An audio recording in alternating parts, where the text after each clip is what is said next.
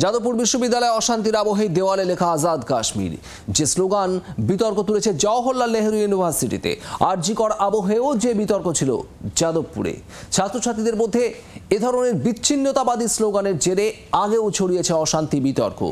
এখনো জেল খাটতে হচ্ছে উমর খালিদকে।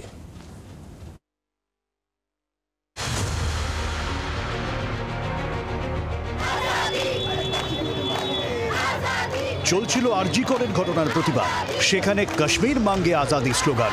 নেপথ্যে সেই যাদবপুর। দিল্লির জওহরলাল নেহরু ইউনিভার্সিটির পুরনো বিতর্কের রেশ এখনো বহাল। ছাত্র সংসদ নির্বাচনে যাদবপুর বিশ্ববিদ্যালয়ের অশান্তির আবহে আবার আজাদ কাশ্মীর দেওয়াল লিখন।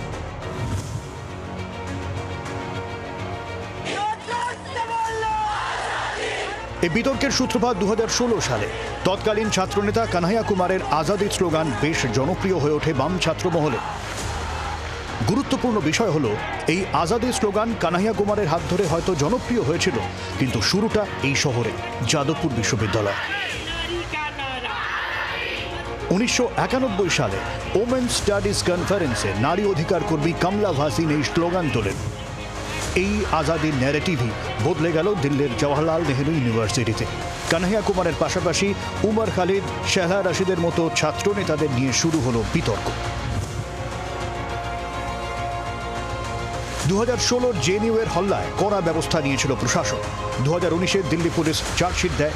তাতে কানহাইয়া সহ 10 জনের বিরুদ্ধে জওহরলাল নেহরু ইউনিভার্সিটি ক্যাম্পাসে দেশ বিরোধী স্লোগান তোলার অভিযোগ ওঠে। 2020 সালে গ্রেফতার করা হয় ছাত্রনেতা উমর খালিদকে। উমর খালিদ এখনো জেলে, কানহাইয়া এখন কংগ্রেসে, আর বিজেপি বিরোধী শেহলা রশিদ এখন মোদি শিবিরে। আবারও সেই আজাদির জিগির যাদবপুর বিশ্ববিদ্যালয়। বিশ্ববিদ্যালয়ের দেওয়ালে আজাদ কাশ্মীর স্লোগান, নিচে নকশালপন্থী অতি বামপন্থী সংগঠন পিডিএসএফ এর নাম। নতুন করে শুরু বিতর্ক। জেএনইউ আপাতত শান্ত, কিন্তু যাদবপুর বিশ্ববিদ্যালয়ে এখনো ঘুরে ফিরে সেই আজাদির জিগির, যে জিগির তোলার অভিযোগ বারবার উঠেছে অতি বামপন্থী ছাত্র সংগঠনগুলির বিরুদ্ধে। ব্যুরো রিপোর্ট, জি 24 ঘন্টা। বাংলার আওয়াজ, বাঙালির আবেগ, জি 24 ঘন্টা।